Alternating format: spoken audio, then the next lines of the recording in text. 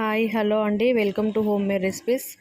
ఇది తోటకూర అండి, చిన్నాకులది. ఇలా చిన్నాకులను తుంచుకొని కడిగి పెట్టుకొని వాష్ చేసుకొని కట్ చేసి పెట్టుకోవాలి. దీనికోసం టమాటా, కొత్తిమీర, మిర్చి, ఆనియన్, ఎండుమిర్చి, వెల్లుల్లి, జీలకర్ర, పసుపు, కారం తీసుకోవాలి. ఇప్పుడు గిన్నె పెట్టుకొని ఆయిల్ వేసుకొని జీలకర్ర వేసుకోవాలి. జీలకర్ర వేగాక ఆనియన్స్, మిర్చి వేసుకోవాలి. వేసి కలబెట్టుకోవాలి. కొంచెం లైట్గా సాల్ట్ వేసుకోవాలండి.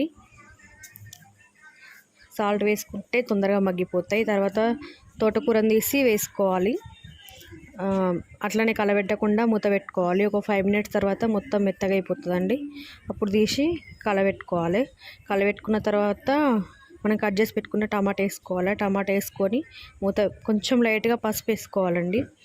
పసుపు అయితే మొత్తానికి ఆప్షనల్, వేసుకోకుండా ఏం కాదు. మూత పెట్టుకొని ఒక 5 minutes తర్వాత మళ్ళీ మూత తీసి మళ్ళీ కలబెట్టుకోవాలి. ఇది మొత్తం వాటర్ అంతా ఎగ్గిపోయే వరకు కుక్ చేసుకోవాలండి మీడియం ఫ్లేమ్లో.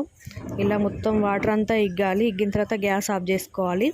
ఇప్పుడు కొంచెం చల్లారిన తర్వాత దంచుకునే రోల్ ఉంటుంది కదా ఇంట్లో, దానిలో కొంచెం కచ్చబెచ్చగా దంచుకోవాలి. ఇలా దంచుకుంటే కాడలు అనేది మొత్తం దంగుతాయండి. దానివల్లనే కర్రీకి టేస్ట్ వస్తుంది. ఇలా మొత్తం దంచేసుకొని గిన్నెలో పెట్టుకోవాలి. గిన్నెలో పెట్టుకున్న దాన్ని ఇప్పుడు మనం పోపు పెట్టుకోవాలండి. గిన్నె పెట్టుకొని ఆయిల్ వేసుకొని పోపు గింజలు, ఎండుమిర్చి,